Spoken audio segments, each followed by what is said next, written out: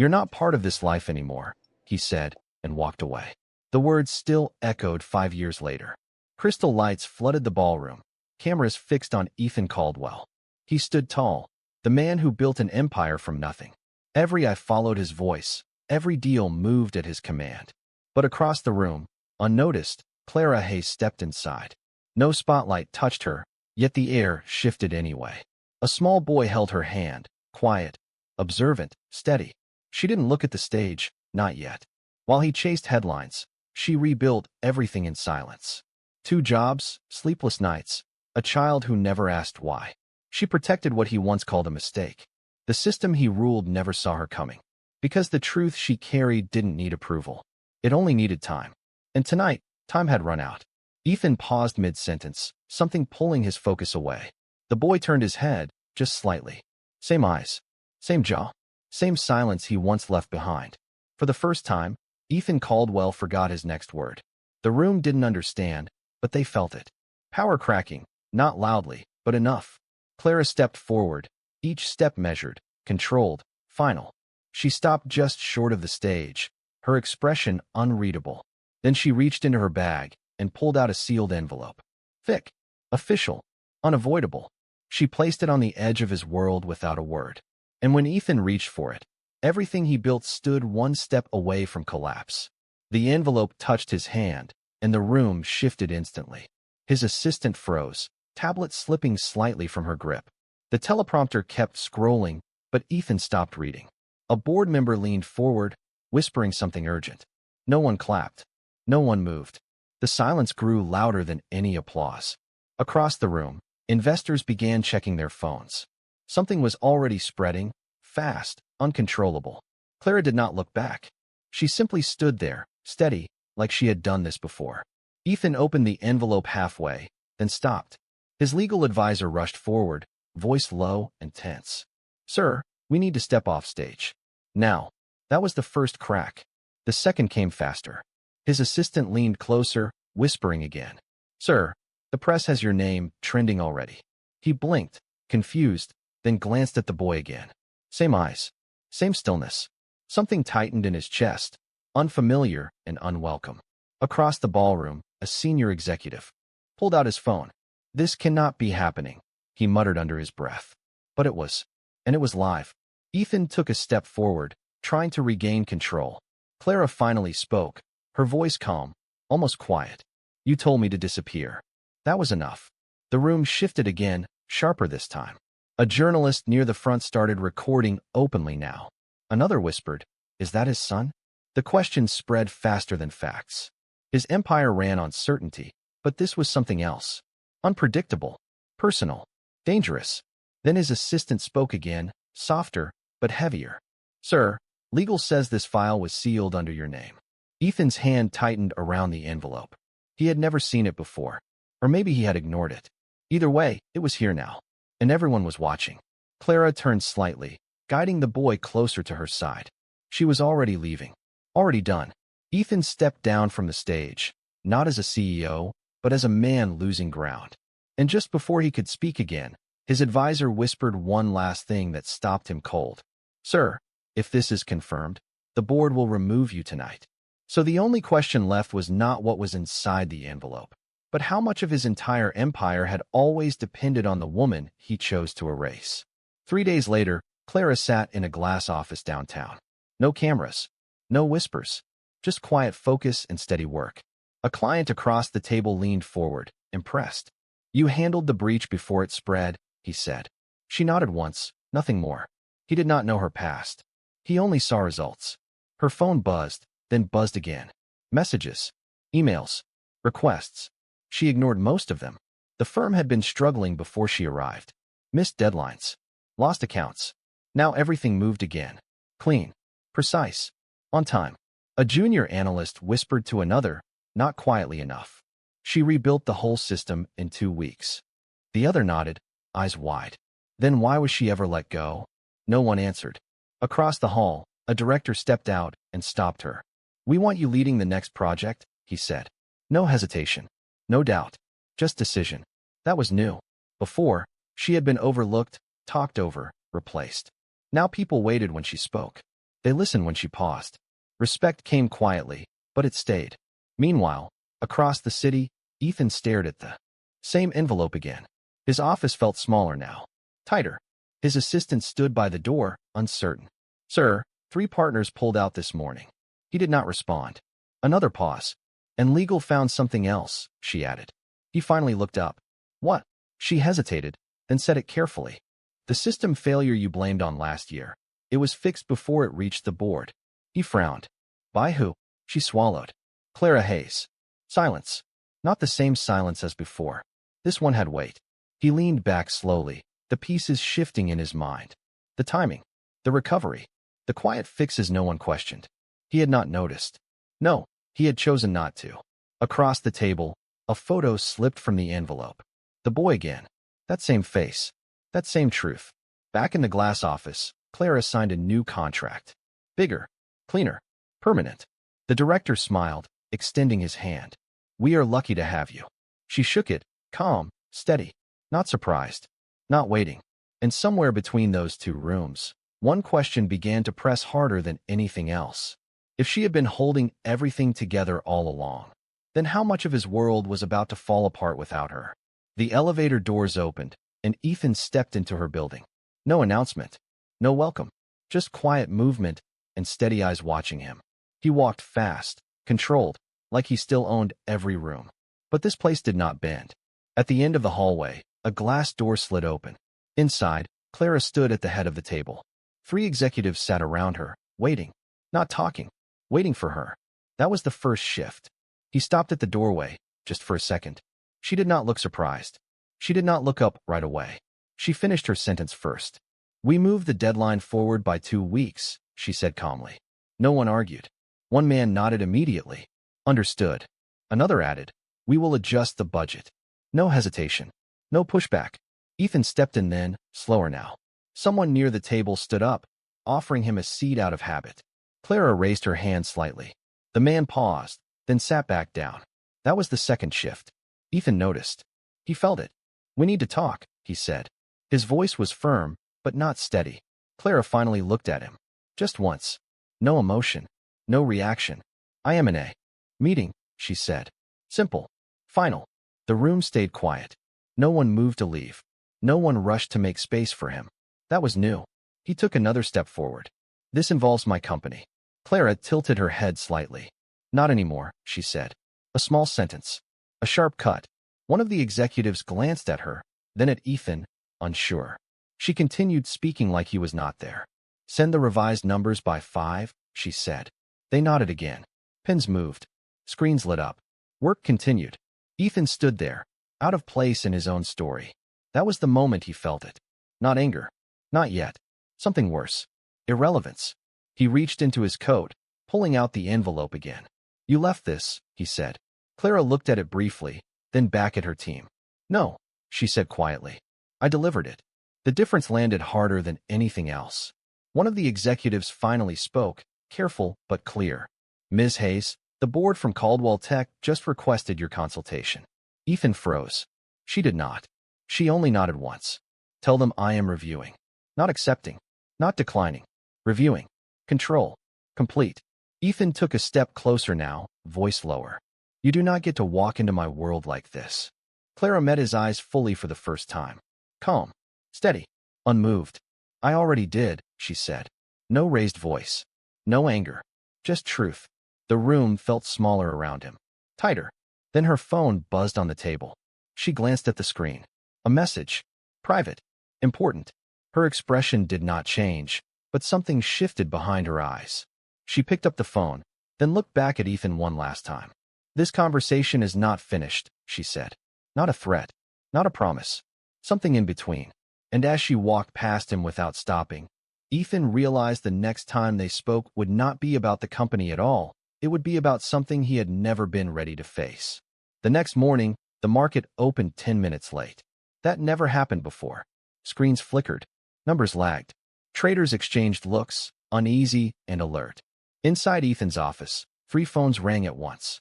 No one picked up immediately. His assistant stood frozen, waiting for direction. He did not give one. That was new. A senior partner walked in without knocking. We lost another contract overnight, he said flatly. No apology. No hesitation. Just fact. Ethan turned, slower than usual. Why? The answer came quickly. They moved to Hayes Consulting. Silence followed, heavier this time. Across town, Clara stood in a conference room filled with clients. Not one empty seat. Not one distraction. A large screen displayed projections, clean and precise. She spoke once, then stopped. The room leaned in. That was the difference now. People waited for her next word. A director from a rival firm raised his hand. We want her on the restructuring panel, he said openly. Not private. Not subtle. Public. Another voice followed. We second that. Heads nodded across the table. Recognition moved through the room like a wave. No one questioned her position. No one asked who she used to be. Back in Ethan's office, the second call came in. Legal. Urgent. We need approval for emergency restructuring, they said. He stared at the documents. Numbers he once controlled now moved without him. A decision delayed meant more loss. His hand hovered, then stopped. For the first time, he hesitated. His assistant spoke carefully. Sir, she designed this recovery model. He looked up slowly. What? She nodded once. The one we are trying to replicate. The gap widened. Not emotional. Structural. His company was now following a system she built. Without her. Without understanding it fully. Across the conference room, Clara signed a partnership agreement. Cameras flashed this time. Not at a gala. Not by accident. This was planned. Intentional. Earned. A journalist stepped closer. Ms. Hayes, your model stabilized 3 failing firms this quarter. How did you predict the collapse so early? She paused, just long enough. I did not predict it, she said calmly. I already fixed it. The room shifted again. Even stronger. Even clearer. Somewhere between pride and disbelief, people began connecting dots. Names. Dates. Results. Back in his office, Ethan finally opened the envelope fully. More documents slipped out. Older than he expected. Stamped. Filed. Ignored. His name was there. So was hers. And something else. A signature he did not remember signing. His assistant stepped closer, voice lower now. Sir, this was processed through your office 5 years ago. He looked at the date again. Same week he walked away. Same week, everything changed. And for the first time, the question was no longer about what she'd built, but what he had already approved, forgotten, and buried that could take everything from him now. He sat alone, replaying numbers that never made sense before. Revenue spikes. Sudden recoveries. Clean exits from failing deals. He always called it instinct. Strategy. Timing. But now the pattern looked different. Too consistent. Too precise.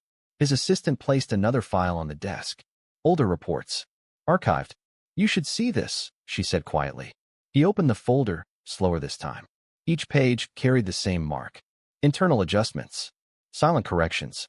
No credit assigned. No author listed. Just results. He flipped faster, breath tightening.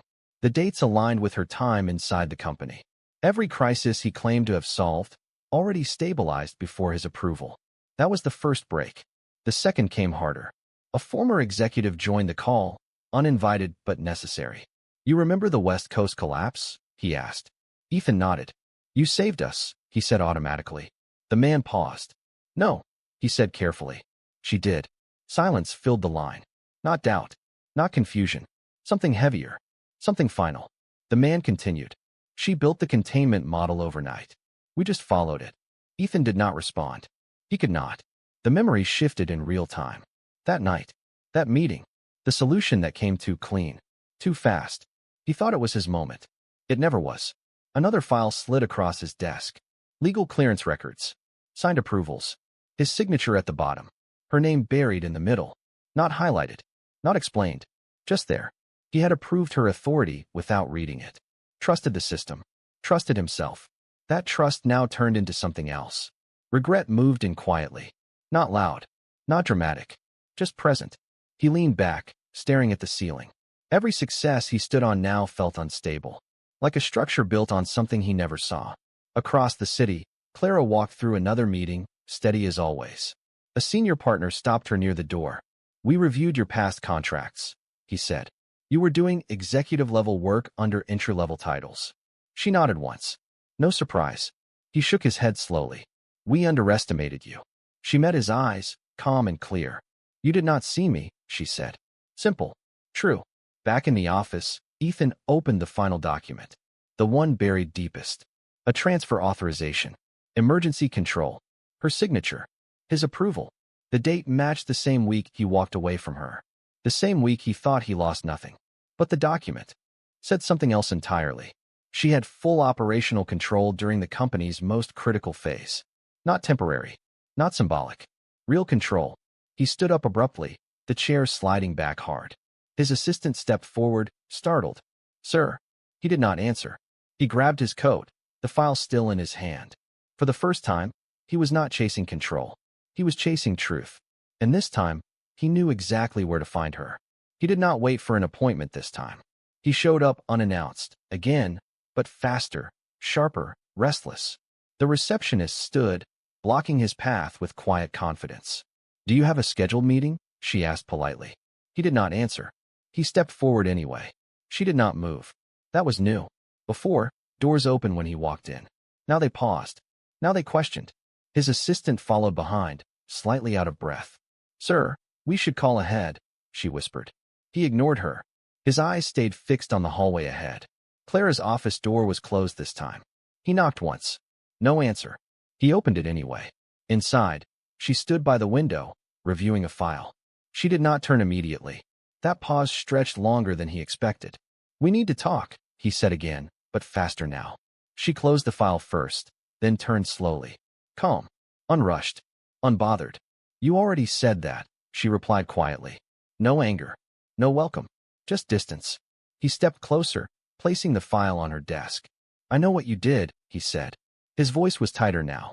She glanced at the file, then back at him. You approved it, she said. One sentence. No defense. No explanation. That hit harder than anything else. He ran a hand through his hair, pacing once. You built everything, he said. Not a question. Not fully a statement. She said nothing. Silence again. But this time, it was his silence breaking. Why did you not tell me? He asked, voice lower now. She held his gaze without blinking.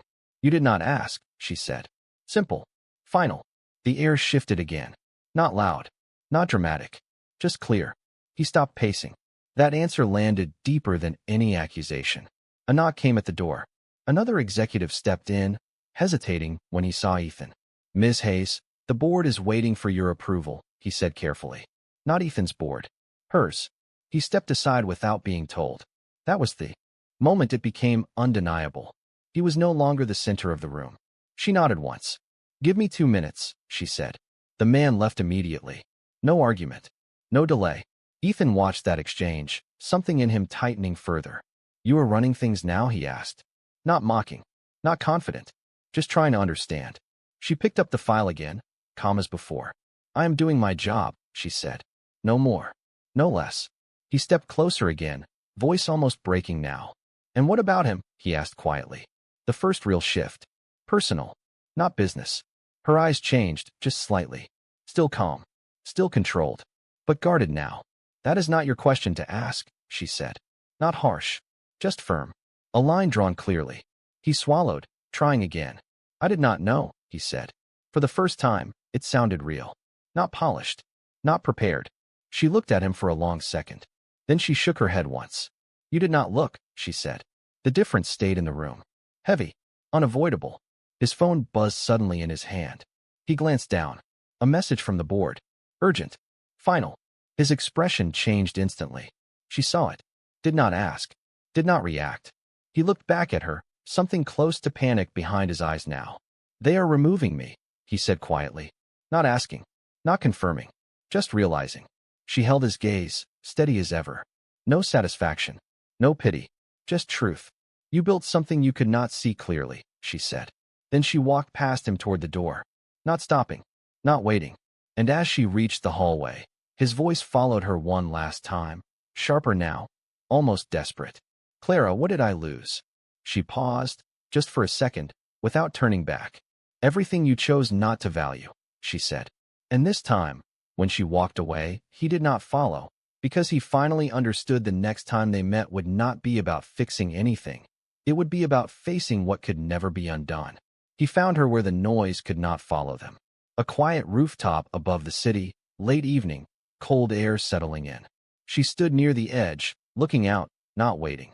He stopped a few steps behind her, breathing uneven now. "I read everything," he said, voice low, strained, real. She did not turn. "You were supposed to," she replied. Calmly. No anger. No softness. Just truth again. He stepped closer, slower this time, careful now. "I thought I built it," he said. The words felt heavier leaving him. She nodded once, still facing forward. "You signed the papers," she said. "Not credit. Not blame. Just fact." The distance between them felt wider than the city below. He looked at her, searching for something familiar. It was not there anymore. "Why did you stay silent?" he asked. His voice cracked, just slightly. She finally turned to face him fully. Her expression was steady, clear, finished.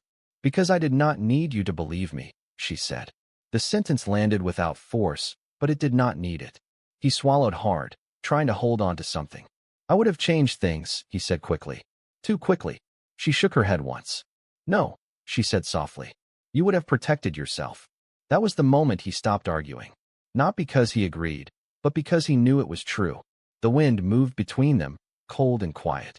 "And him?" he asked again, barely above a whisper now. This time, she did not hesitate.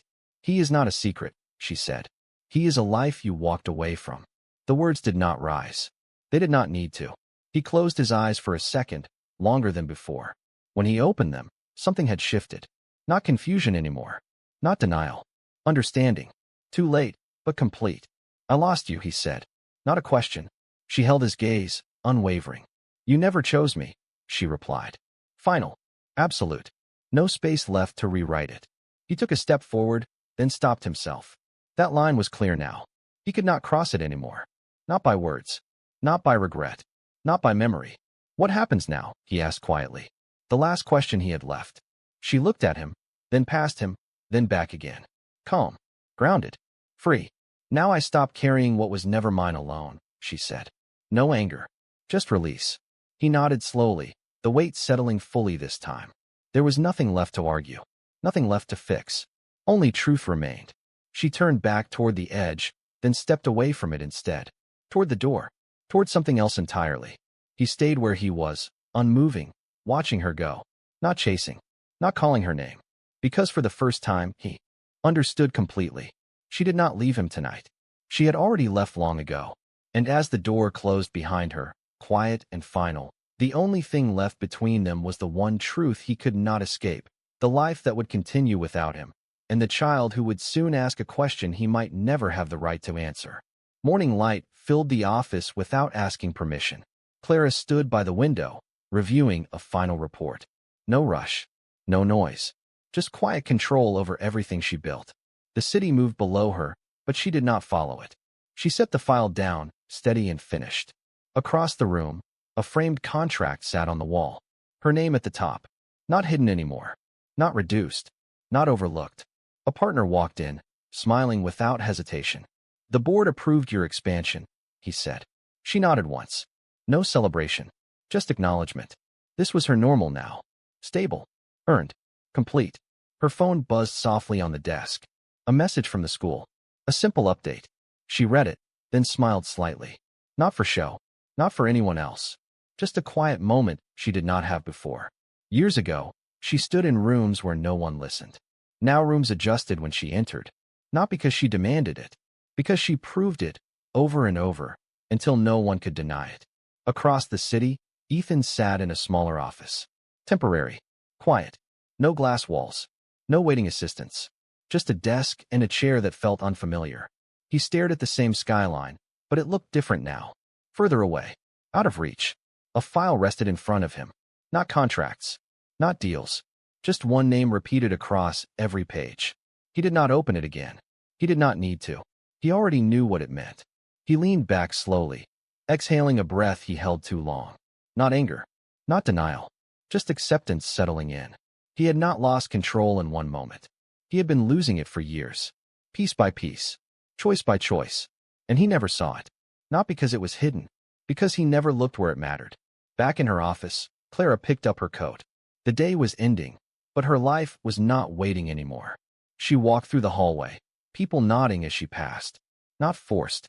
Not rehearsed. Real. Outside, The air felt lighter, clearer. She reached the sidewalk where a small figure waited.